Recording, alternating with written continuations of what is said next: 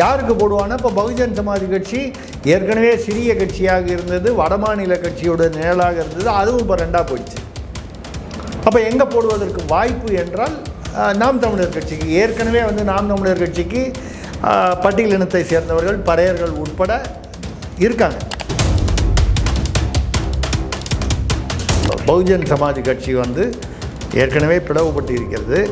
அதில் இருக்கக்கூடிய ஏற்கனவே இணைந்திருந்த அம்பேத் ராஜா போன்றவர்கள் நாம் தமிழர் கட்சியில் அவர் ஏற்கனவே ராஜ்யசபா எம்பியாக இருந்திருக்கிறார்.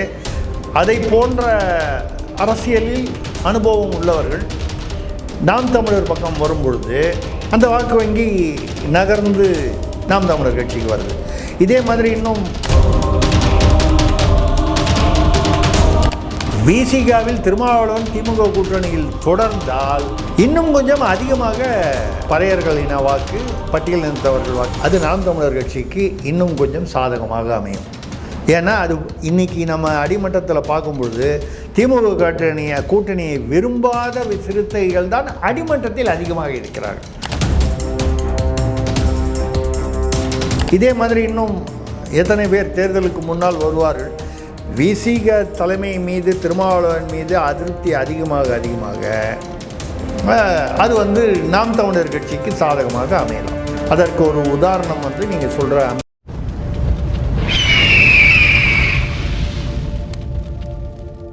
அரசியல் கருதி நேயர்களுக்கு வணக்கம். இன்று நம்மோடு இணையும் சிறப்பு விருந்தினர் மூத்த பத்திரிகையாளர் திரிசக்தியார் அவர்கள்.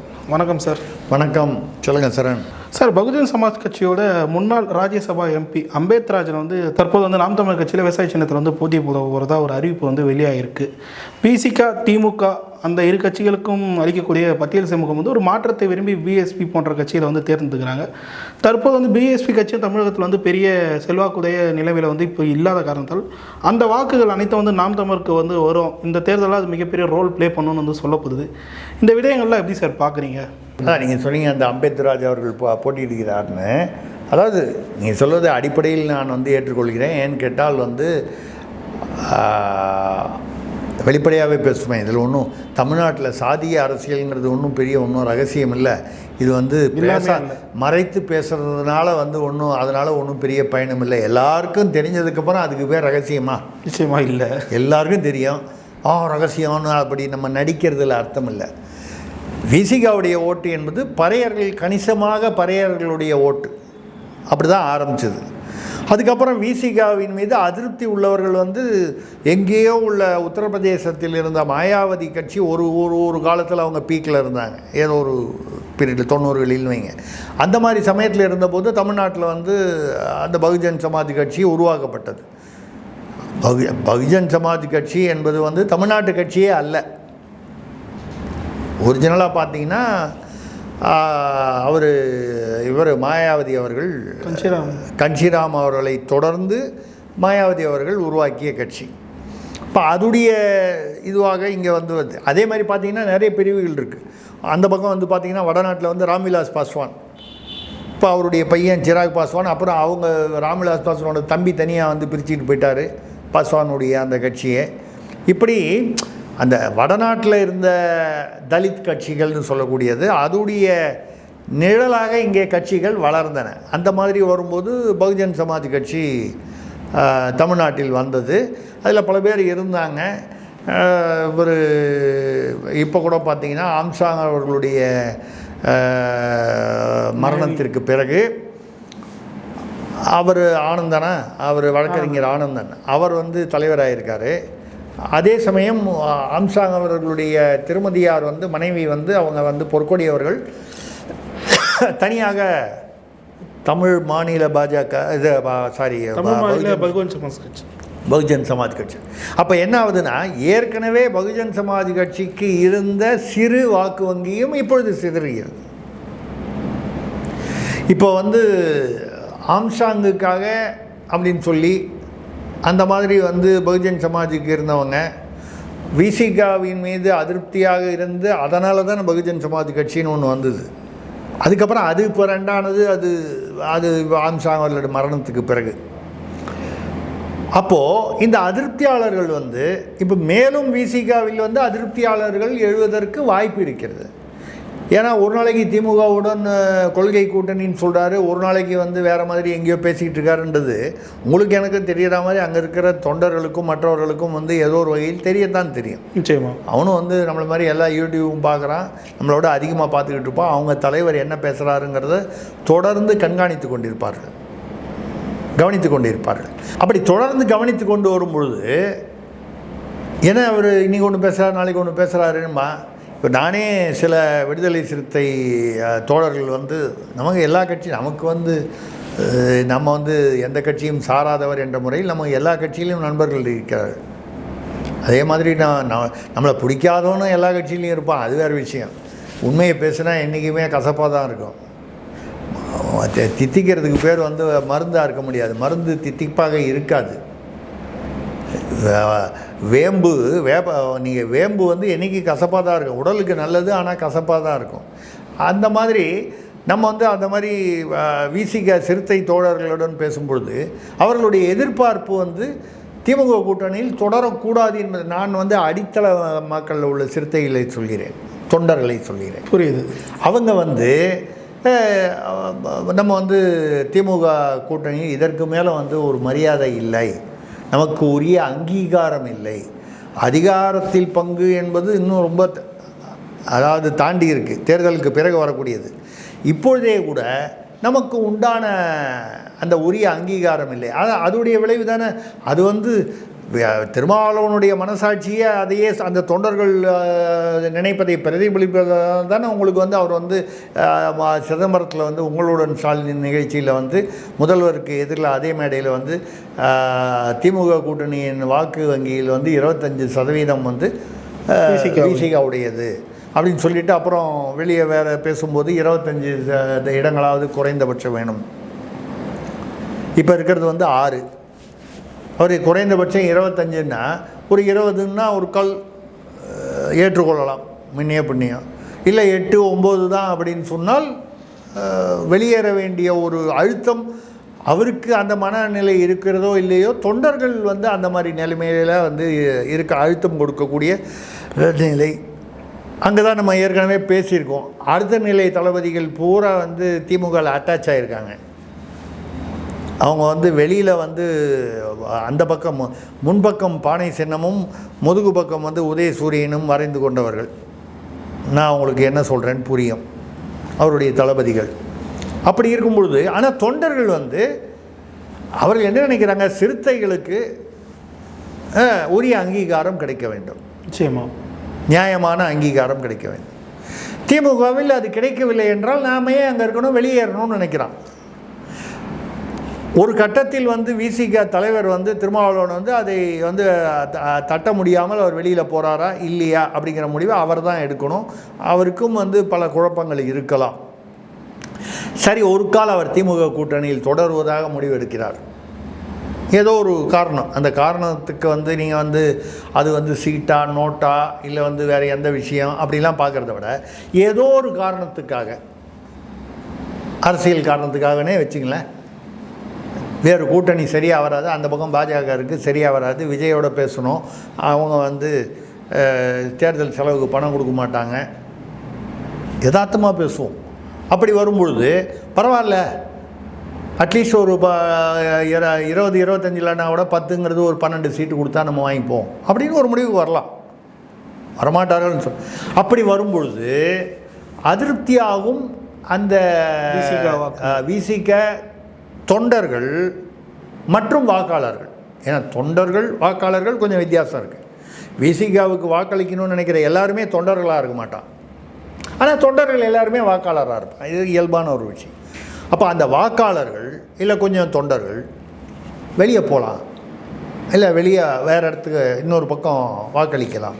தொண்டராவது கொஞ்சம் வந்து கட்சியை விட்டு வெளியில் போகிறது, இது வெளியில் போய் இனிமேல் இவ்வளோ வருஷம் நம்ம இங்கே இருந்துட்டோம், இதுக்கப்புறம் வெளியே போய் என்ன பண்ண போகிறோம் அப்படின்னு யோசனை பண்ணுவான். வாக்காளர்களுக்கு அந்த பிரச்சனை இல்லை. விசிகாவுடைய வாக்காளர் எவ்வளோ நாள் விசிகாவுக்கு போட்டான்னு என்ன வெளியில் என்ன முதிரையாக ஊற்றிருக்காங்க, இல்லை அவனாக நினச்சி போகிறது தானே, திருப்திக்காக போகிறது தானே.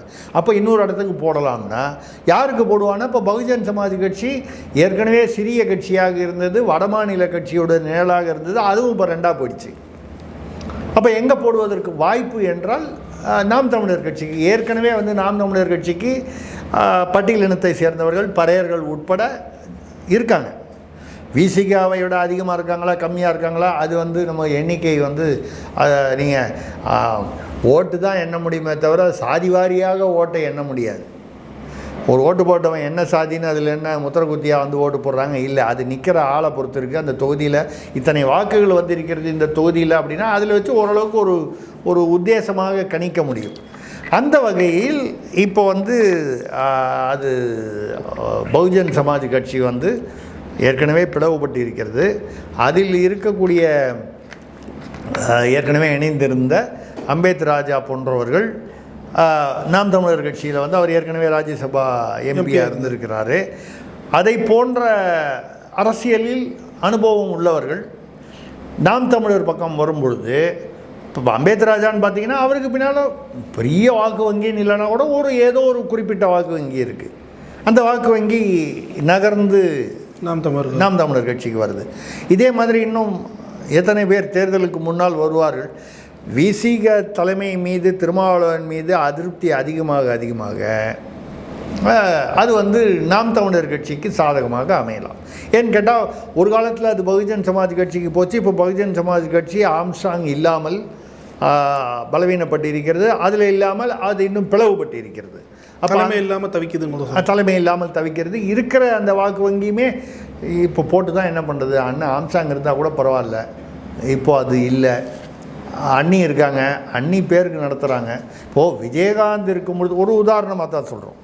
விஜயகாந்த் ஆக்டிவாக இருக்கும்போது அதுக்கப்புறம் உடல்நலம் சரியில்லாமையே பல வருடங்கள் அது வந்து சும்மா ஒரு கையை அசைக்கிற பொம்மையாக தான் இருந்தார், எல்லாருக்கும் தெரிஞ்ச விஷயம். அதற்கு முன்னால் ஆக்டிவாக இருக்கும் பொழுது அவர் பேசிக்கொண்டு அந்த மாதிரி இருக்கும் பொழுது அப்போ இருந்த தேமுதிக வேறு, இன்னைக்கு பிரேமலதா அவர்களுடைய தலைமையில் இருக்கிற சுதீஷ் அவர்களுடன் அவர் பையன் விஜய பிரபாகரன் இவங்களாம் அந்த குடும்பம் இருக்கக்கூடிய இந்த தேமுதிக வேறு. அன்றைக்கி இருந்த வாக்கு வங்கி வேறு, இன்றைக்கி இருந்த வாக்கு வங்கி வேறு. இன்றைக்கும் விஜயகாந்த் பேரில் இருக்கிற அந்த ஒரு மரியாதை, ஒரு அன்பு, ஒரு அனுதாபம், இதுதான் வந்து இவர்களுக்கு தேமுதிக அவருக்கு வந்து அதுலேயும் வந்து ஒரு பகுதி தான் தொடரும். அண்ணன் விஜயகாந்த் போயிட்டார், இனிமேல் அந்த கட்சிக்கு போட்டு என்னங்க அப்படின்னு நினைக்கிறவன் இருப்பான். அப்போது அந்த வாக்கு வந்து இன்னும் கொஞ்சம் குறைகிறது. இதே மாதிரி தான் பகுஜன் சமாஜ் கட்சியிலையும் அது குறையும். அது குறையும் போது அது எங்கே போகும்னா விசிகாவுக்கு போகாது. ஏன்னா ஏற்கனவே விசிகா பிடிக்கலன்னு தானே அந்த பக்கம் போச்சு. அப்போ இதை தாண்டி வேற எங்கே போக முடியும் என்றால் திமுகவுக்கோ அதிமுகவுக்கோ போவதற்கு வாய்ப்பில்லை. நாம் தமிழருக்கு போகலாம். விசிகாவில் திருமாவளவன் திமுக கூட்டணியில் தொடர்ந்தால் இன்னும் கொஞ்சம் அதிகமாக, அதாவது பறையர்கள் இன வாக்கு, பட்டியல் இனத்தவர்கள் வாக்கு, அதாவது நம்ம பறையர்கள்னு பட்டியல் இனம் சொல்லும் பொழுதே வந்து பறையர்கள் தான். ஏன்னா தேவேந்திர குல வேளாளர்கள்னால் அவங்க கிருஷ்ணசாமிக்கோ ஜான் பாண்டியனுக்கோ ஓட்டு போட்டு போடுறாங்க. அருந்ததியர்கள் மிக சொற்பமான ஒரு எண்ணிக்கையில் இருக்கிறார்கள். அதில் வந்து தலைவர்கள் கட்சிகள்னு ஒன்றும் பெருசாக அருந்ததியர் கட்சிகளில் சின்ன சின்ன இயக்கங்கள் தான் இருக்குது. அவங்க எந்த பக்கம் தெரியாது. அப்போது திமுக கூட்டணியில் தொடர்ந்தால் நம்ம இப்படி பார்ப்போம், தொடர்ந்தால் அல்லது தொடராவிட்டால், இது ரெண்டு தானே. திமுக கூட்டணியில் தொடர்ந்தால் அது நாம் தமிழர் கட்சிக்கு இன்னும் கொஞ்சம் சாதகமாக அமையும். ஏன்னா அது இன்றைக்கி நம்ம அடிமட்டத்தில் பார்க்கும்பொழுது திமுக கூட்டணியை விரும்பாத சிறுத்தைகள் தான் அடிமட்டத்தில் அதிகமாக இருக்கிறார்கள். அப்போ அவன்லாம் வந்து வெறுத்து போய், அதுவும் நீங்கள் தொண்டர்களே அப்படி இருக்கும்போது வாக்காளர்கள் அவன் எந்த கமிட்மெண்ட்டும் இல்லை. தொண்டராவது வந்து நம்ம உள்ளூரில் நம்மளை வந்து துணை தலைவராக போட்டிருக்காங்க, நிர்வாகியாக இருந்துச்சுங்க, இல்லை நிர்வாகியாக இந்த இடத்துக்கு நம்ம வரலாம், இப்படிப்பட்ட எதிர்பார்ப்புகள் இருக்கும். இல்லை இருக்கிறதையும் விட்டுறக்கூடாது. வாக்காளருக்கு எந்தவித கமிட்மெண்ட்டும் இல்லையே. அப்படி வரும்பொழுது அது வந்து அந்த பக்கம் போகலாம். அவர் ஒரு கால் விஜய் கூட்டணியில் தெரியாது, தவேகாவுடைய கூட்டணியில் திமுக கூட்டணியை விட்டு அங்கே போனால் அப்பொழுது வந்து இங்கே அதாவது விசிகாவுடைய வாக்குகளில் அதிருப்தியாக உள்ளவர்கள் வந்து விஜய் கூட்டணிக்கும் வந்து வாக்களிக்கலாம். ஏன்னா விஜயோட போகிறது வந்து விரும்புகிறவங்களும் இருப்பாங்க. அதாவது நீங்கள் பட்டியலினத்தவர்கள் வாக்கு இன்றைக்கி வந்து பார்த்திங்கன்னா திமுக அதிமுகங்கிற மரபான கட்சிகளை விட்டுவிட்டு பார்த்தீர்களானால் விசிகாவுக்கு இருக்கிறது, நாம் தமிழருக்கு இருக்கிறது. விஜய்க்கும் வந்து பட்டியலினத்தை சேர்ந்த, ஏன்னா அவருடைய ரசிகர்கள் வந்து எல்லா ஜாதியை சேர்ந்தவர்களும் இருக்கிறார்கள், அதில் பட்டியலினத்தை சேர்ந்தவர்களும் இருக்கிறார்கள், பறையர்களும் இருப்பார்கள், பறையர் இனத்தை சேர்ந்தவர்களும். இப்போ அவங்களே வந்து விஜய்க்கும் பிரிக்கலாம். நம்ம வந்து அதாவது நாம் தமிழர் கட்சிக்கு தான் எல்லாமே போகும் அப்படின்னு நம்ம சொல்லலை. அப்படி சொன்னால் அது வந்து ஒருதலை பட்சமாக இருக்கும். ஆனால் திமுக கூட்டணியில் அவர் தொடர்ந்தால் நாம் தமிழர் கட்சிக்கு அதிகமாக வந்து பட்டியலினத்தவர் பறையர் வாக்குகள் போவதற்கு வாய்ப்பு உண்டு. அதற்கு ஒரு உதாரணம் வந்து நீங்கள் சொல்கிற அம்பேத்ராஜன் போன்றவர்கள். ஏன்னா பகுஜன் சமாஜ் கட்சி ஒரு பெரிய அளவுக்கு முன்னே இருந்ததை விட இன்னும் பலகீனமாகத்தான் இருக்கிறது. இப்போ விஜய் வந்து எந்த பக்கம் போகிறாரு அப்படிங்கிறது ஒரு பக்கம், இந்த பக்கம் திருமாவளவன் விசிக எந்த பக்கம் அங்கேயே இருக்க போதா வெளியே வரப்போதா, இது ரெண்டை பொறுத்து நாம் தமிழருக்கு விழக்கூடிய பட்டியலினத்தவர்கள் வாக்கு வந்து வேறுபடலாம், அதாவது இம்ப்ரூவ் ஆகலாம். அதாவது நாம் தமிழருக்கென்று இருக்கக்கூடிய ஏற்கனவே இருக்கக்கூடிய பட்டியலின வாக்குகள் குறையாது, நிச்சயம் இதற்கு மேல் குறைவதற்கு வாய்ப்பில்லை, கூடுவதற்கு வாய்ப்பு உண்டு. ஆனால் கூடுவதற்கான இவ்வளவு சூழ்நிலைகள் இன்றைக்கு உள்ள சூழ்நிலை வந்து எப்படி வேணாலும் நூடுல்ஸ் மாதிரி இருக்குது. தமிழ்நாடு அரசியல் வந்து இன்றைக்கி வந்து பார்த்திங்கன்னா நூடுல்ஸ் எப்படி வந்து ஒன்றோட ஒன்று பின்னி கிடைக்கிறதோ அது மாதிரி யார் எங்கே அப்படிங்கிறது பின்னி கிடைக்கிறது.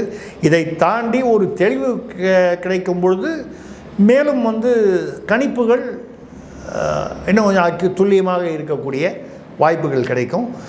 அது நான் சொல்கிற மாதிரி நாம் தமிழருக்கு வந்து பட்டியலின வாக்குகள் இதற்கு மேல் குறைவதற்கு வாய்ப்பில்லை, கூடுவதற்கு வாய்ப்பு இருக்கிறது.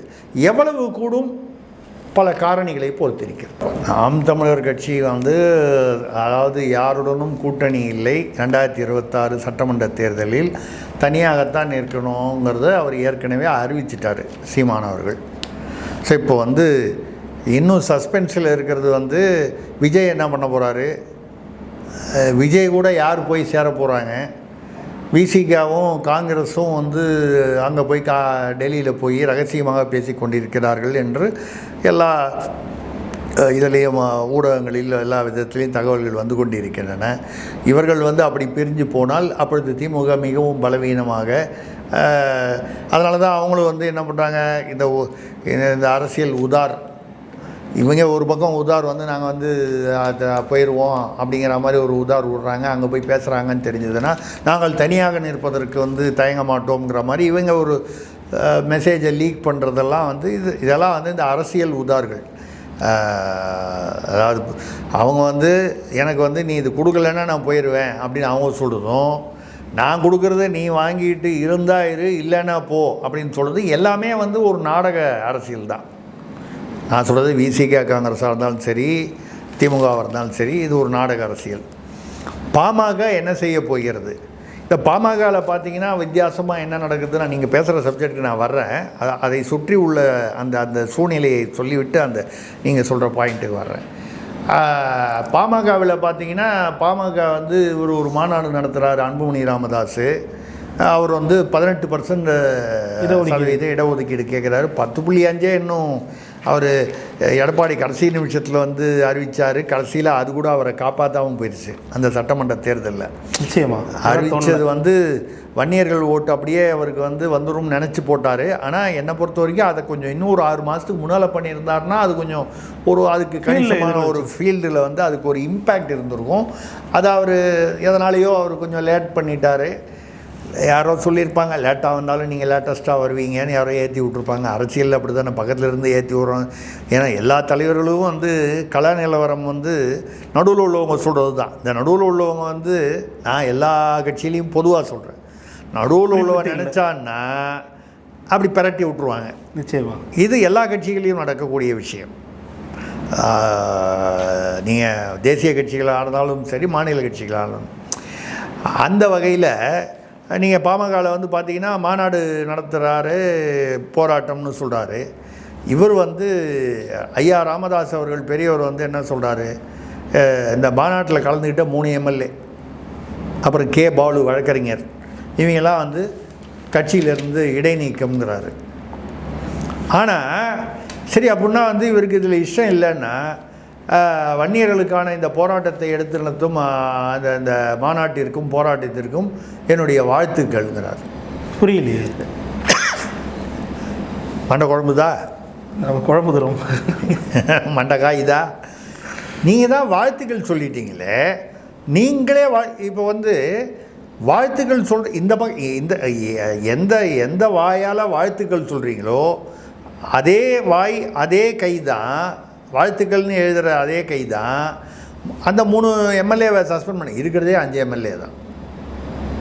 3 எம்எல்ஏ வந்து அன்புமணியை சப்போர்ட் பண்ணுறாங்க, 2 எம்எல்ஏ வந்து அந்த அருளும் அந்த இன்னொருத்தரும் ஒரு பேர் என்ன ஜிகே மணியும் வந்து கரெக்டாக இவர் போன தடவை மாநாடு நடத்தும்போது பாவம் அவங்களுக்கு திடீர்னு அன்றைக்கி உடம்பு சரியில்லாமல் போச்சு. ஆமாம், காலையில் ஆஸ்பத்திரிக்கு போயிட்டாங்க, சாயந்தரம் அந்த 4 மணிக்கு அப்பா இந்த மாநாடு அன்புமணி முடிஞ்சிருச்சா? முடிஞ்சிருச்சுங்க, ரைட்டு, நாளைய காலுக்கு ரெடி ஆகிடுச்சா, 6 மணிக்கு டிஸ்சார்ஜ் ஆகிட்டாங்க. அவர் வெளியில் வரும்போது அவர் வந்து எப்படி இருக்கு, உடம்பு ரொம்ப நல்லா இருக்குது, ஆக்டிவாக இருக்கேன் அப்படின்னு சந்தோஷமாக சொல்லிட்டு வர்றாரு. ஆக அந்த மாநாட்டுக்கு போகலை தவிர்க்கணுங்கிறது தான் இது. ரொம்ப அதாவது சிறுபிள்ளைத்தனமான ஒரு அரசியலாக தெரிகிறது. அதை தாண்டி இவங்க 2 பேரும் வந்து இப்போ வந்து வாழ்த்துக்கள், போராட்டத்துக்கு வாழ்த்துக்கள், போராட்டம் பண்ணுறாருல 18%, 10.5 இன்னும் முழுசாக வந்து சேரலை. 18 வரப்போதா இல்லையா தெரியாது. கேட்பதில் ஒன்றும் தவறில்லை. எல்லாரும் அந்தந்த அரசியல் கட்சிகள், அதுவும் ஒரு சாதியை ஒட்டி இருக்கக்கூடிய கட்சிகள் அவர்களுடைய டிமாண்ட்ஸ் அப்படின்னு சொல்லக்கூடிய அவர்களுடைய எதிர்பார்ப்புகளை சொல்லுவது அரசியலில் சாதாரண மரபு. சொல்லிட்டு போகிறாரு. வாழ்த்துக்கள்னு சொல்கிறீங்க, ஒரு பக்கம் நீங்களே வாழ்த்துக்கள் சொல்கிறீங்க, ஒரு பக்கம் நீங்களே அவங்கள வெளியில் அனுப்புகிறவங்களாம் வெளியில் அனுப்பப்பட்டவர்கள். இப்போ அடுத்தது அன்புமணி என்ன சொல்ல போகிறாரு, வெளியில் அனுப்புறதுக்கு ஐயா ராமதாஸுக்கு அதிகாரம் இல்லைன்னு சொல்ல போகிறார். அதுதான் சொல்லணும், அவர் அதான் சொல்லியிருக்காரு. இதுக்கு முன்னாலே அதான் சொல்லியிருக்காரு, இப்போது அதான் சொல்லுவார். இப்போ யாருக்கு அதிகாரம் இருக்குது யாருக்கு இல்லை, இது எங்கே வரப்போகுது பிரச்சனை? தேர்தல் ஆணையத்தில் தான் வரும். மாம்பழத்தை வெட்டி ஒரு பாதி இந்த பக்கம் ஒரு பாதி, இது சாதாரண மாம்பழமாக இருந்தால் அது வந்து பாதியை வெட்டி ராமதாஸ் ஐயா கையிலையும் பாதி மாம்பழத்தை வந்து அன்புமணிகிட்டையும் கொடுக்கலாம். மாம்பழங்கிறது சின்னமாச்சே, வாக்கு வங்கியாச்சே, அதை வந்து பாதியாக வெட்டி கொடுக்க முடியாது. கடைசியில் என்ன ஆகிடும், பிரச்சனை ஆச்சுன்னால் மாம்பழம் வந்து சின்னமே வந்து ஒதுக்கப்பட முடியாமல் ஒரு காலத்தில் இரட்டை இலைக்கு என்ன பிரச்சனை வந்ததோ தேர்தல் ஆணையத்தில், அதே மாதிரி ஒரு பிரச்சனை வருவதற்கு வாய்ப்பு இருக்கிறது. அப்படி வரும்பொழுது கடைசியில் பார்த்தா ராமதாஸும் வந்து அதிமுக அணியில் தான் சேரணுங்கிறாரு. இவர் அன்புமணி அவர்கள் வந்து பாஜக இருக்கும் அணியில் சேரணும்னு அவர் விருப்பப்படுறாரு. ஏன்னா வந்து மத்திய அரசுலாம் இருந்திருக்காது அந்த கனெக்ஷனில். அவங்க 2 பேரும் இன்னி தேதிக்கு ஒன்றா இருக்காங்க. நீங்கள் சார் என்னமோ இன்னி தேதிக்குன்னு வந்து பூடகமாக சொல்கிறாரு. என்னன்னு பார்த்தீங்கன்னா, என்னை பொறுத்த வரைக்கும் இன்னும் வந்து அதிமுகவும் பாஜக கூட்டணியும் வந்து ஜெல் ஆவலை. என்னதான் நயினார் நாகேந்திரன் திருநெல்வேலியில் வந்து அதிமுக நிர்வாகிகளை கூப்பிட்டு விருந்து கொடுத்தா கூட, அப்படி கொடுத்ததுனால ஜெல்லாயிடுமா? அவர் முயற்சி பண்ணுறார், நம்ம ஒன்றும் தவறுன்னு சொல்லலை. அப்படி விருந்து கொடுப்பதையோ அந்த மாதிரி ஒரு இணக்கத்தை காட்டிக்கொள்வதற்காகவோ அவர் செய்கிறது தவறில்லை. ஆனால் அடிப்படையில் அடிமட்டத்தில் வந்து அப்படி ஒட்டிட்டாங்களான்னு கேட்டால் இல்லை என்பது தான் உண்மையான முடிவு. இப்போ சீமான் அவர்கள் போய் வந்து ஸ்டாலினை பார்த்தாருங்கிறதுனால உடனே நான் வந்து ஒரு யூடியூப்பில் நீங்களும் உட்காந்து என்னை கேள்வி கேட்டு நானும் வந்து வெள்ளையும் சொல்லியுமா உட்காந்துக்கிட்டு நான் வந்து சீமானும் வந்து அநேகமாக திமுகவோட ரகசியமாக கடைசி நிமிஷத்தில் கூட்டணி சேருவார், அதைத்தான் அவங்க பேசுனாங்க, எனக்கு வந்து வாசல்லேருந்து ஒருத்தர் ரகசிய தகவல் சொன்னார் அப்படின்னு இந்த மாதிரியெல்லாம் வந்து கதை சொல்கிறது நம்மக்கிட்ட கிடையாது. அது மரியாதை நிமித்தம். அந்த மாதிரி இவங்க 2 பேரும் சேரலைன்னா யாருக்கு வந்து அது பாதிப்புனால் பாமகவிற்கு பாதிப்பு, பாமகவுடைய வாக்கு வங்கிக்கு பாதிப்பு, வன்னியர்களுடைய அந்த என்ன சொல்கிறது நலனுக்கு பாதிப்பு. ஏன்னா வன்னியர்கள் வைத்து தானே இவர்களுடைய வாக்கு வங்கி. அப்படி இருக்கும் பொழுது இவர்கள் எந்த பக்கம் சேர்கிறார்களோ அந்த கூட்டணிக்கும் அது வந்து ஒரு பலவீனமாக இருக்கும். ஏன்னா இப்போ கேண்டிடேட் வந்து நீங்கள் வந்து எப்படி போடுவீங்க? இதில் வந்து ஏற்கனவே அதிமுக பாஜகவில் அமித்ஷா ஒரு பக்கம் வந்து அவர் வந்து அதிகாரத்தில் பங்கு இது வந்து இதுதான் இருக்கும், அதாவது கூட்டணி ஆட்சி தான் சொல்கிறாரு. திருப்பி எடப்பாடியார் வந்து அதிமுகவில் என்ன சொல்கிறாரு, கூட்டணி ஆட்சி இல்லைங்கிறாரு. அவர் சொல்லும்போது, அமித்ஷா அவர்கள் சொல்லும் பொழுது அதிமுகவிலிருந்து தான் முதலமைச்சர்னு சொல்கிறாரே தவிர எடப்பாடியார் தான் முதலமைச்சர்னு அவர் சொல்லலை.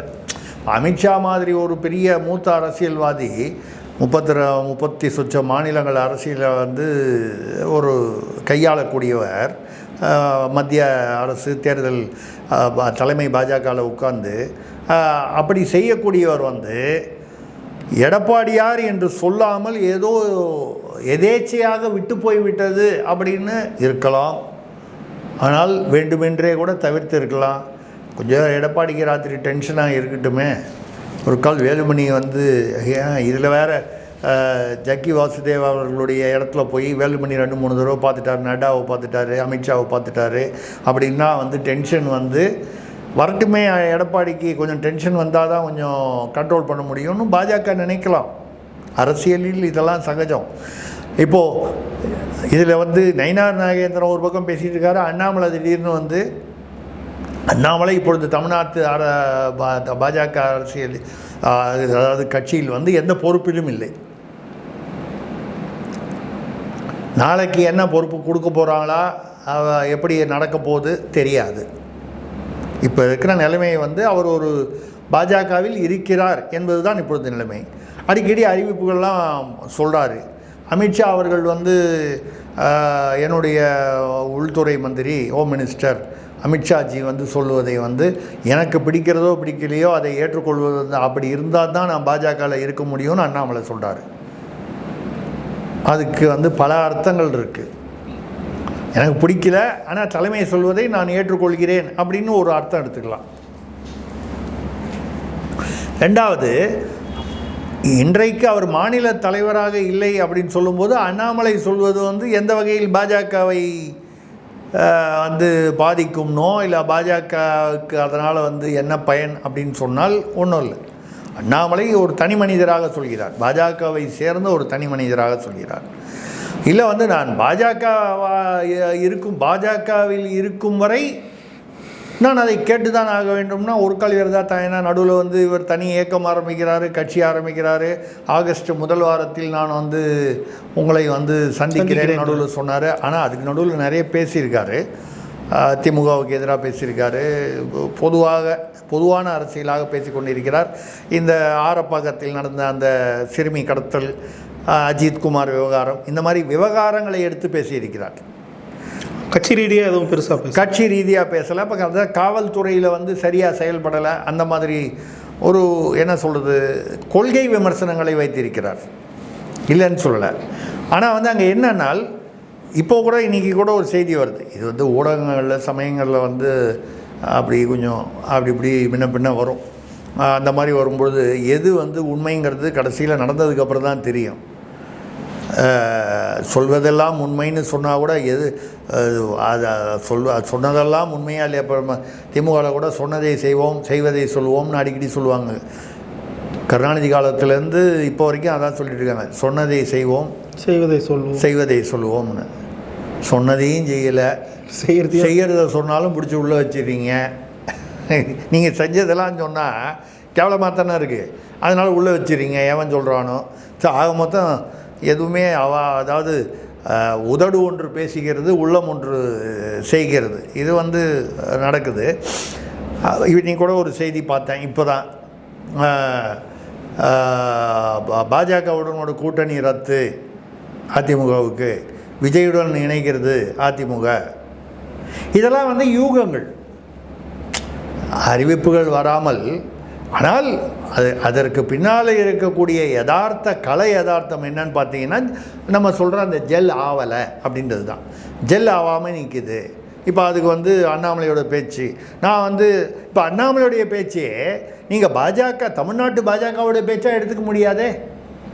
நயினார் நாகேந்திரன் பேசுகிறது வேறு, அண்ணாமலை பேசுகிறது வேறு. நிச்சயமாக அண்ணாமலை வந்து நான் பாஜகவில் உறுப்பினராக இருக்கும் வரை நான் இப்படித்தான் பேசையாக வேண்டும் அப்படின்னா, இவருக்கு வேறு ஒரு அபிப்பிராயம் இருக்கோ அப்படிங்கிற ஒரு சந்தேகம் வருகிறது.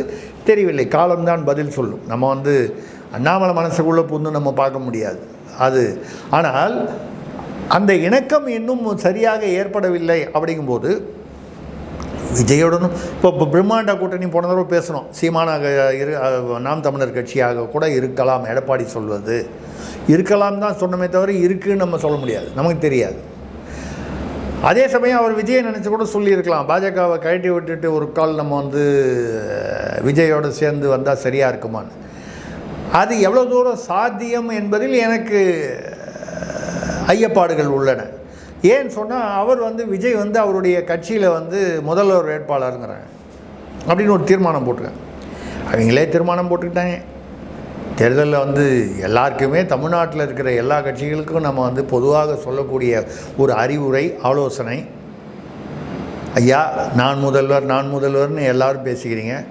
118 இடங்கள் நீங்கள் பெற்றால்தான் அதிமுகவாக இருக்கட்டும், திமுகவாக இருக்கட்டும், எந்த கட்சியாக இருக்கட்டும், 118 நீங்கள் தனிப்பட்ட முறையில் உங்கள் கட்சியில் நீங்கள் வந்து இடம் வெற்றி பெற்றால்தான் நீங்கள் வந்து அதிகாரத்தில் பங்கில்லாமல் தனியாக ஆட்சி போடும்.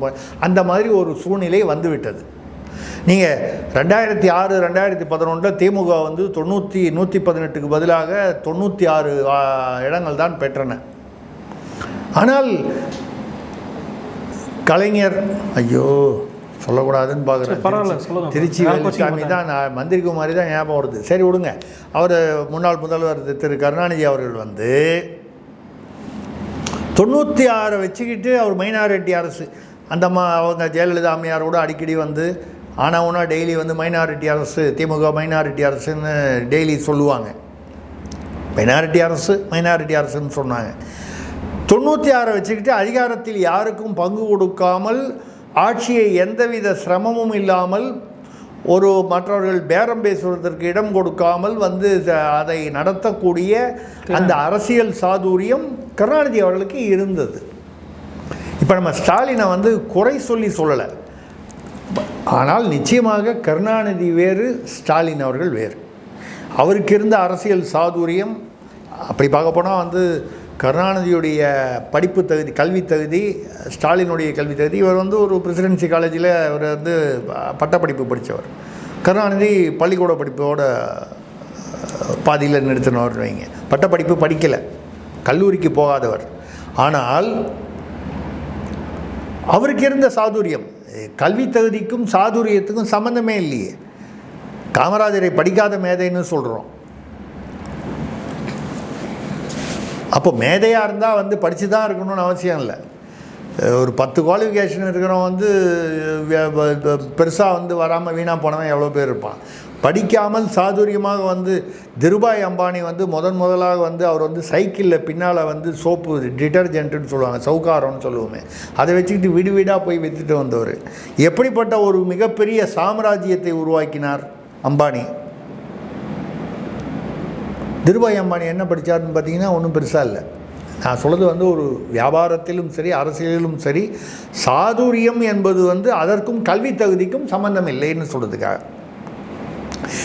அந்த வகையில் 96 இடங்களை மட்டும் வைத்துக்கொண்டு ஆட்சியை சிரமமின்றி நடத்தக்கூடிய சாதுரியம் அவருக்கு இருந்தது, கருணாநிதிக்கு.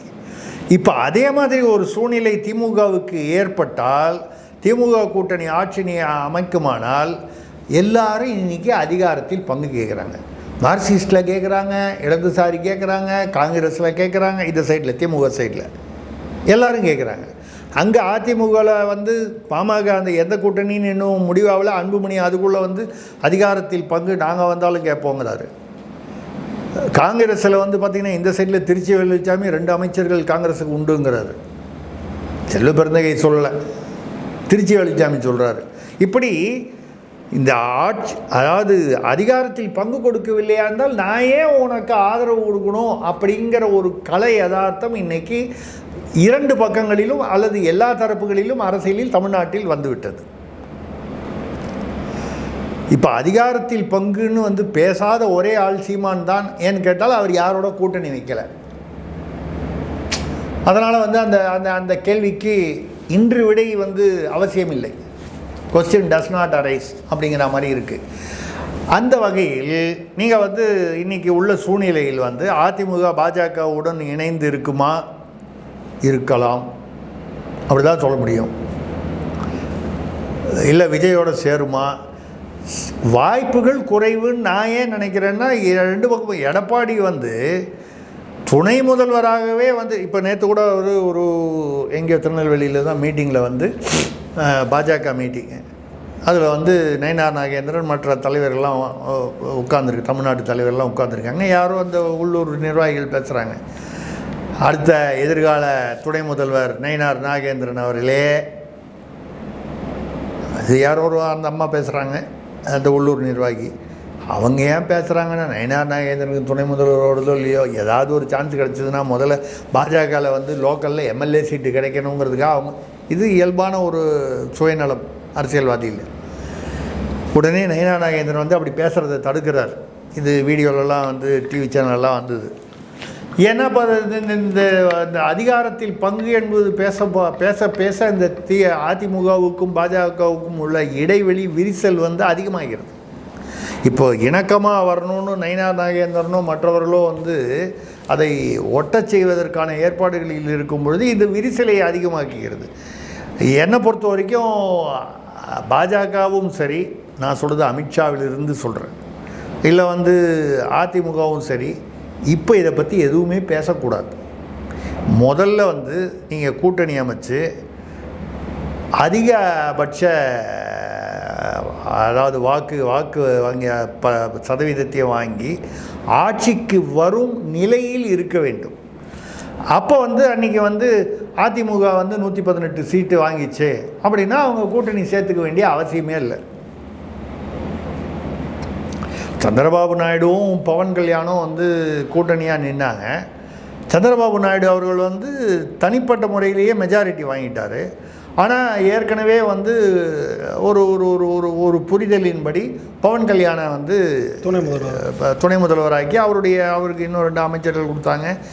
மத்தியிலும் வந்து பவன் கல்யாணுடைய ஒரு பிரதிநிதி வந்து மத்திய அமைச்சர்லேயும் ஒரு துணை அமைச்சர் ஏதோ ஒன்று, இவர் இந்த விமானத்துறை அமைச்சர் என்னமோ ஒரு நாயுடு அவர் பேர்,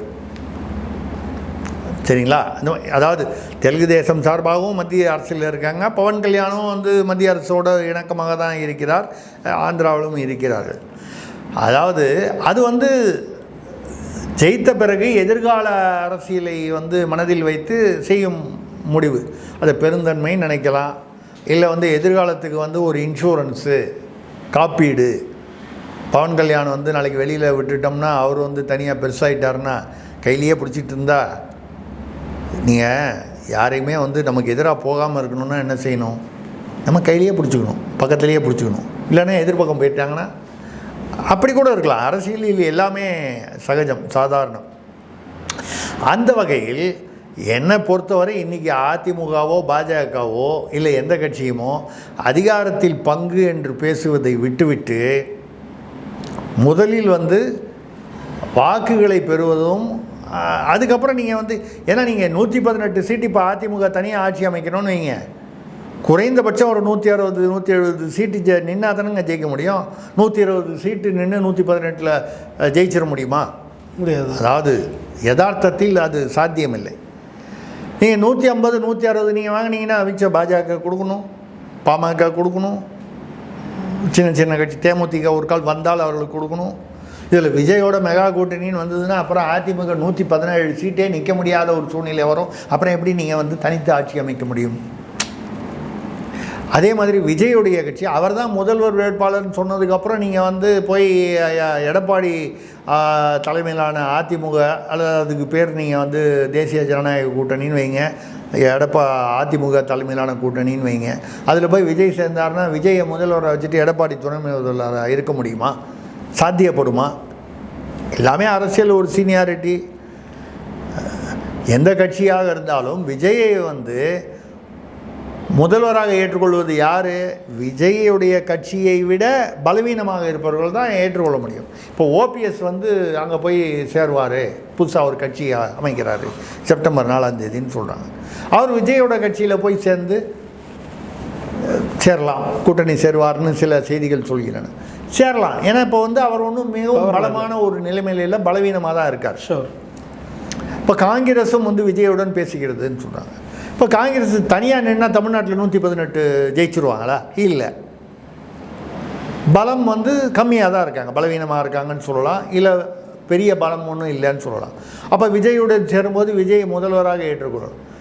ஏங்க ஒரு காலத்தில் வந்து எதிர்கட்சியாக ஒருவருக்கொருவர் எதிர் அணியில் இருந்த காங்கிரஸும் திமுகவுமே ஒன்றா நிற்கிது. காங்கிரஸை வந்து திமுக போல் திட்டினவங்க இல்லை அப்போது அந்த காலத்தில் 67 வரை. திமுகவையும் காங்கிரஸ் வந்து பல முறை வந்து அவர்கள் விமர்சித்திருக்கிறார்கள். அதே மாதிரி திமுக பாஜக விமர்சித்தது 99 2004 ஒன்றா கூட்டணி ஆச்சு. ஸோ அரசியலில் எல்லாமே சகஜம். கவுண்டமணி ஒரு படத்தில் வந்து அரசியலில் இதெல்லாம் சாதாரண வைப்பான அந்த பிஞ்ச ஃபோனில் பேசிட்டு போவார். இது வந்து இயல்பான அரசியல். அதுதான் அந்த வகையில் பார்க்கும்பொழுது இன்றைக்கி உள்ள நிலைமை வந்து எப்படி வேணாலும் போகலாம் அப்படின்னு இருக்குது. ஆனால் விஜய் அவர்களும் அதிமுக கூட்டணியில் சேர்ந்து அவர் வந்து துணை முதல்வர்னு ஏற்றுக்கொள்வார் என்பது சாத்தியமாக எனக்கு படவில்லை. அவ்வளோதான் நான் சொல்கிறேன். ஓகே சார், பல்லறிகளை தெளிவாக நன்றி, வணக்கம்.